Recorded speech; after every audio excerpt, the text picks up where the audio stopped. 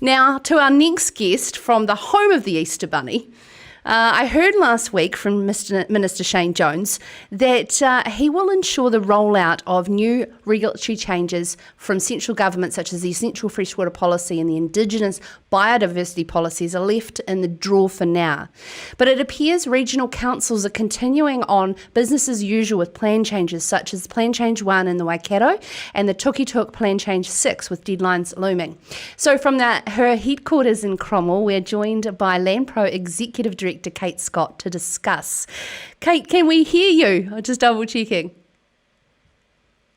We can't. I can't seem to hear Kate. Well, I'll just try to get Kate up. Kate is the owner of Landpro, which is a wonderful... Sorry. How are you going, Joel? 2 seconds. Cool, 2 seconds. Kate is from Landpro and works alongside a lot of rural clients across New Zealand, providing essential services in how to navigate local government regulation changes, as well as obviously surveying and a lot of awesome new technologies that are coming in terms of geospatial technologies and surveying and mapping and things. And she's a fantastic person. She's recently completed her Nuffield report in environmental management and learnings from around the world. Kate's very close to what's going on in terms of regional council. Yep. And she heard all of the nice things that I just said about her. And can we hear you now, Kate? Yeah, can you hear me? Awesome.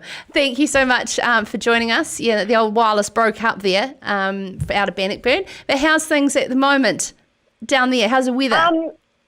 Look, we've had the most stunning autumn so far, which has certainly helped my sanity trying to work full-time at home with 3 little people not at school. So the fact that they can do crazy bike jumping in the driveway and in the section has been wonderful.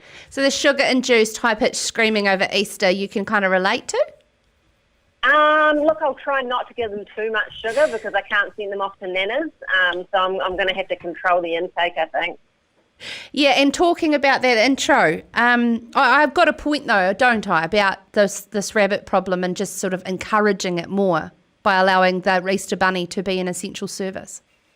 Yeah, look, we do have a real issues with we do have a lot of issues with bunnies. I live in a kind of semi-rural / urban area in Bannockburn, and you just have to drive up our street and the road moves with rabbits. And I guess we have the challenge here is with urban creep, I guess controlling them becomes a whole lot more difficult.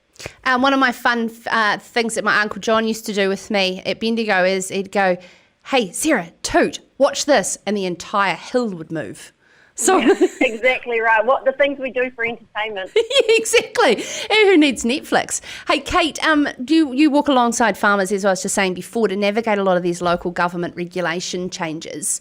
What is mandatory business as usual for regional councils that aren't taking a break on any of this over lockdown? Yeah, look, I guess for councils, I've got a really wide range of functions that they're trying to work through. So obviously, a lot of our councils are performing emergency management services, but alongside that, they're all trying to do what they can to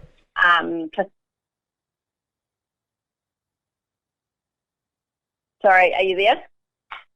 Oh, sorry. So they're all also trying to facilitate business as usual, as they can. So they're still trying to do things alongside their things such as rubbish collection. They're also trying to make sure that they're continuing to process resource consent applications as well as things like plan changes. And what the Ministry for the Environment have really set out for councils is that consenting and planning functions are core roles and in particular will be really important for the COVID-19 recovery phase. So where possible and safe to do so, they should really continue as best as they can. And look, we're largely seeing that. For the most part, we are continuing to work from our home, preparing applications, preparing submissions. What we can't do is get out and do site visits and face-to-face meetings with our farmers, but for the most part, it really is a continuation of what we would normally do. I think the challenge will start to come in terms of when we need to have hearings. So how do we conduct hearings via video conferencing?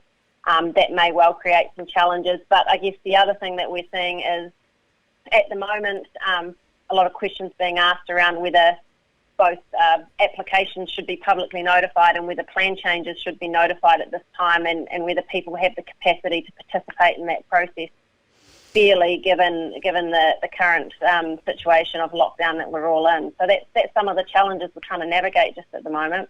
So you're not got any branded tape measures like Greenly we discussed on the show the other day for farmers to post out and do their own surveying? Yeah, exactly right. Hey, on a serious note though, about the apprehension that a lot of farming clients have had building up, awaiting these government national policies to be released, which were going to be in April.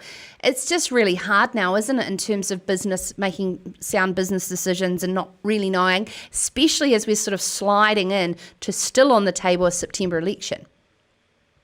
Yeah, look, I think it is really hard. I mean, at the moment, how do we plan for change that's coming our way? And look, I didn't hear the second part of your question, unfortunately, Sarah, but I'll roll with it anyway. And I guess the challenge that people are facing is, it's a busy time of year on farm, and when you're trying to actually plan in advance for the season ahead, if you don't actually have certainty around the rules and the plan changes that are coming your way, it makes it difficult. Yeah, absolutely. So, Kate, lastly, we do need to head off, but the Netflix, are you getting any chance to be able to have some adult time with these children and working from home to sort of sit down with a good glass of Pinot and kick back? Yeah, I have actually. I've gone back to watching The Blacklist from the beginning, so I think I'm up to episode 2, or season 2 rather. But, it's pretty good to go back and see Raymond Reddington from the outset and try and piece that puzzle together.